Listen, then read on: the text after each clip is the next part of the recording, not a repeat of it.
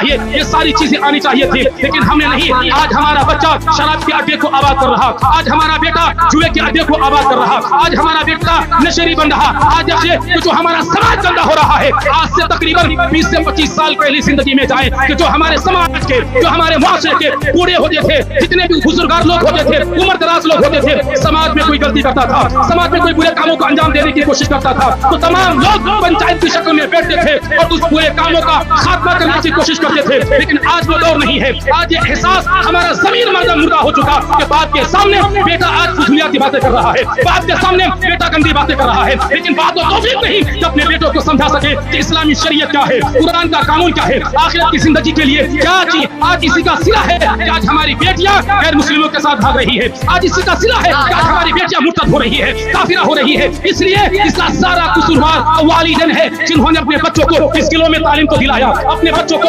دنیاوی رنگ و رنگت کے بارے میں جائزہ تو کروایا، اپنے بچوں کو دنیاوی بزنس کے بارے میں سکھایا، تمام چیزوں کے بارے میں سکھایا، لیکن اپنے بچوں کو قرآن نہیں سکھایا، اپنے بچوں کو فاطمہ الزہرا کی باتیں نہیں سکھایا، اپنے بچوں کو حدیث و شریعت کی باتیں نہیں سکھایا۔ جب ہم نے دنیاوی لوگوں کو فوکس کیا، جب ہم نے ریسلر کی باتوں کو فوکس کیا، کرکٹر کی باتوں کو فوکس کیا، ڈاکٹر اور انجینئروں کی باتوں کو فوکس کیا، تو علماء کرام کی باتیں کون سنے گا؟ قرآن کی باتیں کون سماعت کرے گا؟ شریعت کی باتیں کون سماعت کرے گا؟ شریعت کو نظر انداز کرنے کا جو خسارہ ہمارے سماج میں پیدا ہو رہا آج آپ کے پیش نظر ہے۔ اس لیے اگر آپ اپنی آنے والی نسلوں کی سدھار چاہتے ہیں، اپنے آنے والوں نسلوں میں پاکیزہ چیزیں شامل کرنا چاہتے ہیں، یاد رکھیے اپنے بچوں کو کچھ سکھائیے، لیکن قرآن کی تعلیم سے آراستہ کروائیے، شریعت کے احکام سے آراستہ کروائیے۔ جب ہمارا بچہ قرآن پڑھے گا، شریعت سمجھے گا، یاد رکھیے ہمارے گھروں میں جو رونق آئے گی۔ رب نے فرمایا کہ غیبی طریقے سے اس کے گھروں کو جنت بنا دیا جائے گا، غیبی طریقے سے اس کے گھروں میں رحمتوں کا نزول ہوگا، برکتوں کا نزول ہوگا۔ لیکن نہیں، آج ہماری بیٹیاں غلط کاموں میں مبتلا، ہمارے بیٹے غلط کاموں میں مبتلا۔ آج کس کو حق ہے کہ اپنے بیٹوں کی اصلاح کرے، اپنے بچوں کی اصلاح کرے، اپنے اولادوں کو پاکیزہ کلمہ سکھائے؟ نہیں، آج بھی کچھ ایسے مسلمان اس دھرتی پہ آپ کو ملیں گے جن کا دعویٰ ہے مسلمان جس چیز سے پہچانا جائے داڑھی ٹوپی دے کر آج اسے مسلمان تصور کرنے لگتے ہیں۔ زبان پر صرف کلمہ نام سننے سے ہم مسلمان تصور کرتے ہیں، لیکن 80% 90% انسان بھی آج اس دھرتی پر ہے جس کو کلمہ طیبہ یاد نہیں، جس کو اسلامی شریعت پتہ نہیں، تمہارا رسول کون ہے، تمہارا رب کیا ہے، تمہارا مذہب کیا ہے، تمہارا حسب و نسب کیا ہے۔ آج ان تمام چیزوں سے ہم اپنے آپ کو ناآشنا کر دیے۔ آج اس کا صلہ دیکھیے، ہمارا سماج برباد ہو چکا، ہمارے بچوں کی زندگی میں پاکیزگی ختم ہو چکی، جو حیا تہذیب ہماری اولادوں کے اندر ہونی چاہیے، ان تمام چیزوں سے ہم ناآشنا۔ اس لیے میں آپ کو بتاؤں، اگر اپنے بچوں کی اولادوں کی اچھی تربیت نہ کر سکے تو بچپن کے بعد جو ہماری زندگی گزرنے والی ہے، تو اپنے اولادوں سے فرما برداری کی امید لگائے بیٹھنا، یہ ہمارے لیے بیوقوفی علامت ہے، یہ ہمارے لیے نادانی کی علامت ہے۔ اس لیے پہلے اپنے پروردگار کا فرما بردار بن جائیے، تب آپ کی اولادیں آپ کے ساتھ وفا کرے گی، تب آپ کی اولادیں آپ کے ساتھ وفا کرے گی۔ آج دیکھیے مغربی کلچر، یورپ اور ایشیا کے تہذیب و تمدن کو اپنانے کا صلہ آج مسلمانوں کو کیا ملا؟ آج باپ کے سامنے کالجز میں، اسکول میں اور کوچنگ سینٹر میں ہماری بیٹیاں بے حیائی کی مثال بنتی ہوئی نظر آتی ہے۔ اس کے خلاف کوئی آواز اٹھانے والا ہے، بتانے والا ہے کہ کنیز فاطمہ کیسے بنتی ہے مسلمان کی بچیاں؟ وَقَرْنَ فِي بُيُوتِكُنَّ وَلَا تَبَرَّجْنَ تَبَرُّجَ الْجَاهِلِيَّةِ الْأُولَىٰ۔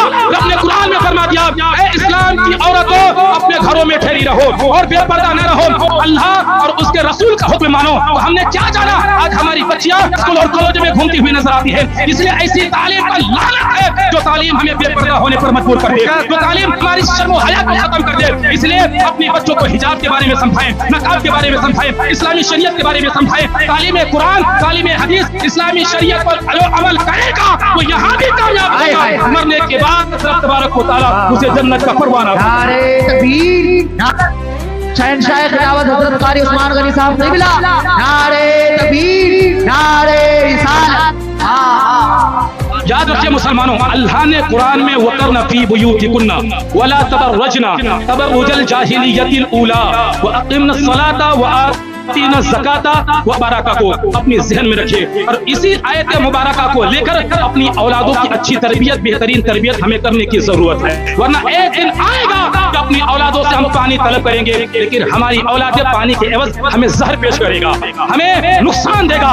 خسارے کی مثال ہمارے بچے، ہماری بچیاں ہمارے لیے بنے گی۔ آج ہم نے دنیاوی اعتبار سے اپنے بچوں کو برباد کر دیا، اپنی اولادوں کو برباد کر دیا۔ اسلام کا قانون کیا ہے؟ اسلام کا پیغام کیا ہے؟ है, इस्लाम का अहकाम क्या है, याद रखिए इसकी मुखालिफत करने वाला यहाँ भी बर्बाद होगा, मरने के बाद भी बर्बाद होगा। बल्कि बच्चों की तरबियत और औलादों की तरबियत कुरान से होगा, हदीस से होगी, शरीयत से होगी। इसलिए हमने शरीयत को पीछे कर दिया और अपने बच्चों को बिजनेस के बारे में सिखाया, कारोबार के बारे में सिखाया। अपने बच्चों को इस्लाम के बारे में कौन सिखाएगा, शरीयत के बारे में कौन सिखाएगा? आज देखिए इस्लामी लिबास, इस्लामी तर्ज़े जिंदगी, इस्लामी लबो लुबाब जो होया जाता है, आज हमारे बच्चों के अंदर वो चीजें नहीं है। इस्लाम ने क्या कहा, जिंदगी इस्लामी कानून के मुताबिक गुजारने की कोशिश करो। लेकिन देखिए आज हमारी शक्लों पर जब अपनी आंखों की रोशनी को जब गिराया जाए तो पता चलता है, शक्ल ही से मालूम होता है कि इंसान ईमान वाला नहीं है, इसके अंदर इस्लाम की मोहब्बत नहीं है, इसके बोलचाल से किरदार और अखलाक अपने आप को बर्बाद होने न दें। अपने समाज,